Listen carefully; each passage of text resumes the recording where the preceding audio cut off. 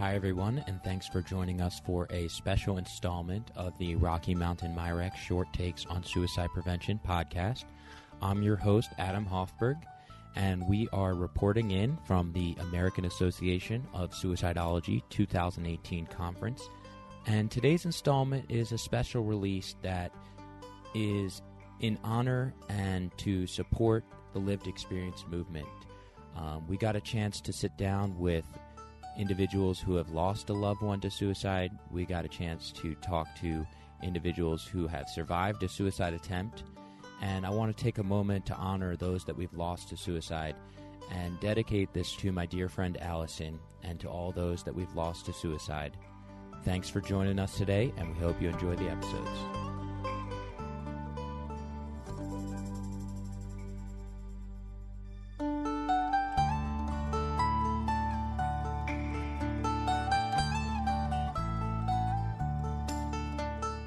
Hi everyone, this is Joe Huggins with Rocky Mountain Short Takes on Suicide Prevention, and we're at the 2018 American Association for Suicidologists Conference.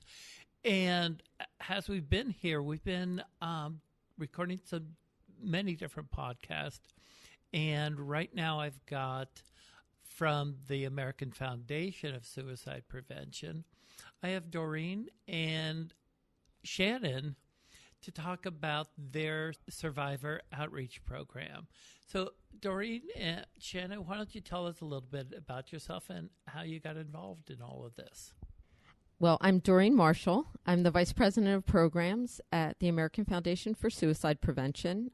I'm a psychologist by training and also a loss survivor. I lost my fiancé to suicide in 1995. And I've been doing work with AFSP over the years, but had a key role in bringing the Survivor Outreach Program to AFSP, and now oversee that and work closely with that program, or work closely on that program with Shannon. Thanks, Doreen. And I'm Shannon Donnick. I'm manager of loss and healing programs at the American Foundation for Suicide Prevention. My main focus is the Survivor Outreach Program. I'm also a suicide loss survivor. I lost my grandma to suicide when I was 13. A long time ago, about 26 years ago, so well before outreach programs were, part of the community the way that they are now for suicide loss survivors, particularly for children. So it's really exciting to be involved in working with such an incredible network of volunteers who are all suicide loss survivors themselves. It's wonderful work. Well, first, thank you both for sharing your losses and privileging us with that. And today what we really want to talk about is the Survivors Outreach Program. So let's just jump right into it and tell us about that. The Survivor Outreach Program is a peer-to-peer based support program where lost survivors who complete some training and who are a certain distance from their loss experience meet with the newly bereaved survivor to provide support, resources, and really to be a sign of hope for them that getting through this loss is possible. So a little bit of time has gone by. What makes a volunteer? How does somebody become a volunteer? Our volunteers come through our chapter network at AFSP. So we have chapters in all 50 states. And so for the chapters that have started this Survivor Outreach Program, the volunteers come through that chapter network. So really anyone in a community who's interested in the program could contact the chapter and speak with them about becoming a volunteer. How does it work on the ground? So it's, like Doreen said, it's a peer-to-peer. So it's all of our volunteers, all of our SOP-trained volunteers are loss survivors themselves. So what they find as like a real like call to service or call to purpose is that for them, they found a great benefit in talking with other loss survivors in their early days of grief. And so now they've contacted us to get the training to be able to do that as well, to kind of give back to that loss survivor community. So when a loss, when someone loses a loved one to suicide, they're, nowadays they're usually turning to the internet to look for resources and find supports in their area. So that's usually how a loss survivor finds us right away, is by Googling, going online, and they come through our website, our AFSP.org. They'll find on there that they can request a visit with a member of our volunteers from the Survivor Outreach Program. And so our volunteers then will meet with them face to face. They might come to the home of the lost survivor, or at a park, or at a local coffee shop, whatever the location that the lost survivor is going to feel most comfortable. Or we can also do this by phone or by, online by Skype or something like that. So it's just really, it ultimately is a conversation between, it's a human connection. It's two loss survivors meeting to kind of share stories. And we find that is like the first step to alleviate the isolation, the loneliness, the confusion that loss survivor's feeling in those first few, weeks, months. Really, we usually see loss survivors reaching out to us usually in that first year. And what's great is that, we find the beauty of it is that it's peer-to-peer. So beyond a little bit of training, there's really, what we find is that our volunteers already have inside of them the compassion to listen to someone else's story. And just by listening to that lost survivor, just by allowing that lost survivor to open up a little bit about the experiences that they've had and the emotions and all of the thoughts that are swirling around their mind, they're feeling heard and immediately feeling comfort just from that. So that's, there's not like these magic words that our lost survivors need, or that our volunteers need to come in prepared with. It's actually just being able to share stories. The lost survivor feels a little bit validated if they're sharing an experience that the volunteer can also say, like, I felt that way too. And then our volunteers are able to help the lost survivor find other resources for ongoing support in the community. They're able to let them know, like, there's a support group that meets once a month, in the town over from here. Have you seen that? Or here's a book that might be really helpful to you. Have you tried therapy? They're able to help them see that there's other supports out there to help them going forward. So again, just helping them to not feel so alone, that there's actually a huge community here that we're ready to help them through this. Mm-hmm. So that listening, that very active listening, then maybe being a liaison or a gatekeeper to other resources. And this can be done face-to-face in any number of settings, but also can be done online or over the phone. How is that working? Yes, well, what I will say is that it really is at the requester's choice or decision. In other words, sometimes people want that first outreach connection to be by the phone. Sometimes they prefer to have a connection in person, but we also try not to have geography limit us. So we use technology such as Skype or the telephone to connect with folks. And we do have folks that request visits across all three of those ways. But it really is at the comfort of the lost survivors making the request, what they would like to see happen. And that, as you can imagine, can be very individual. Right. And that, I think earlier when you were first introducing the program, I think you had mentioned that AFSP is in all 50 states, but the Survivor Outreach Program may not be in every state. But tell us about what happens when it's not in a certain place. Yeah, that's a great question. Because we are, AFSP, we're growing every day, and the Survivor Outreach Program is also growing every day. But right now, we don't yet have trained volunteers in every single location. So that's actually the beauty of technology, is that when we receive a request from someone who'd like to meet with one of our volunteers, unfortunately, we're not always able to do in-person visits, but what we're able to show them is that even just meeting someone over the phone, you can still add a lot of compassion to your voice.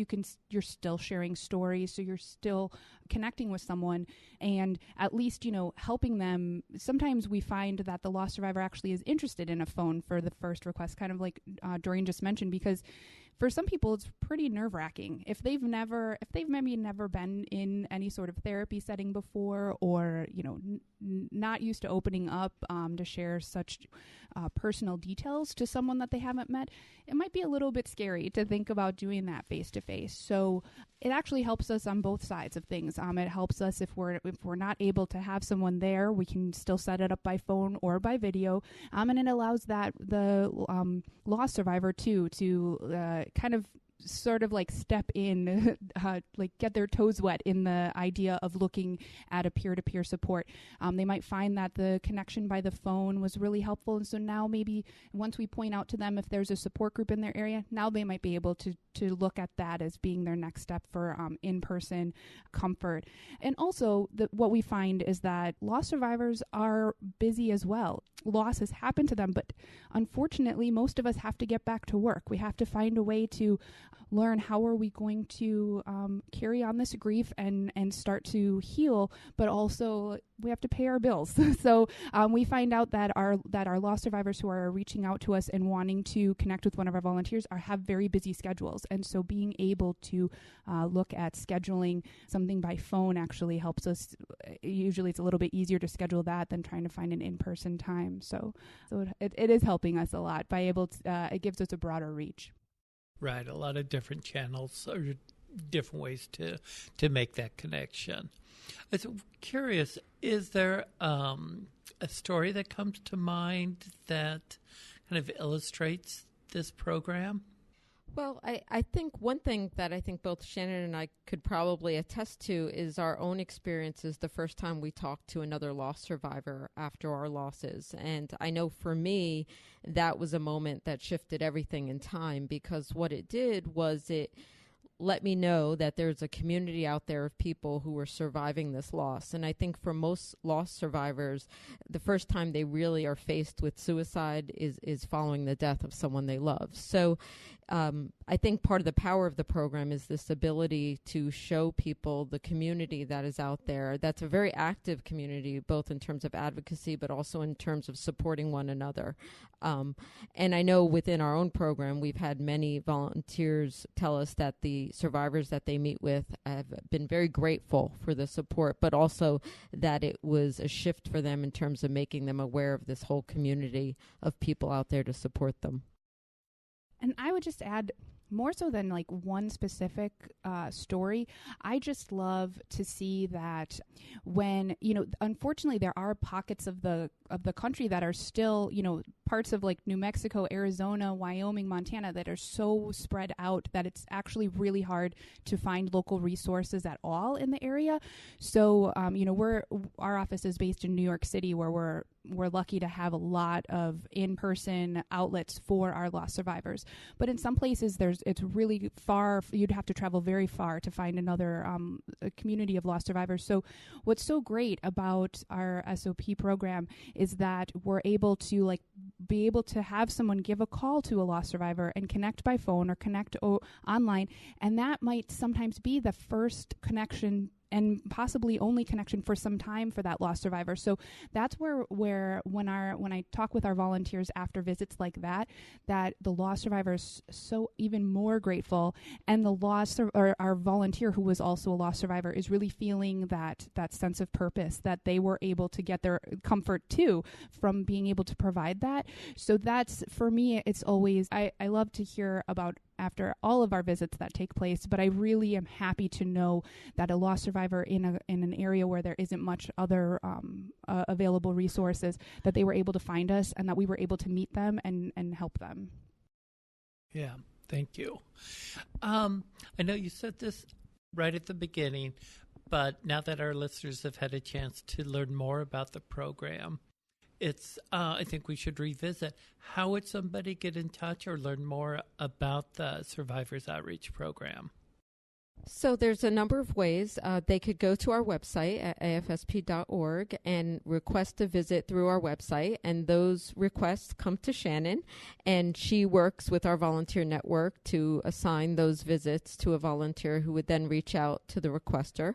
The visits can also happen by request through our local chapters where the program exists on the ground. So maybe at an event where AFSP has a table or is engaged in the activity, there may be information at that event about the Survivor Outreach Program where lost survivors would see that and then talk to their local chapter about making that request. I have been to the AFSP.org website many a time, and I think there's a link. I have had a loss, and so I would guess I just click on that and easily find this resource. Well, thank you very much both for your time. Are there any closing words or remarks that you'd like to give to our audience? I would just also add that if you went to our website, you could just enter the search term Survivor Outreach, and it will direct you right to the page where you can request a visit. Thank you so much. Thank you, Doreen and Shannon, for telling us and our audience about the AFSP's Survivors Outreach Program. It really does sound like a very good program, and you guys, as always, are doing great work. That's going to wrap it up for us on this Short Takes podcast. Thank you all for listening in. Give us a review, rate us, and pass us on to others. Until our next podcast, take care.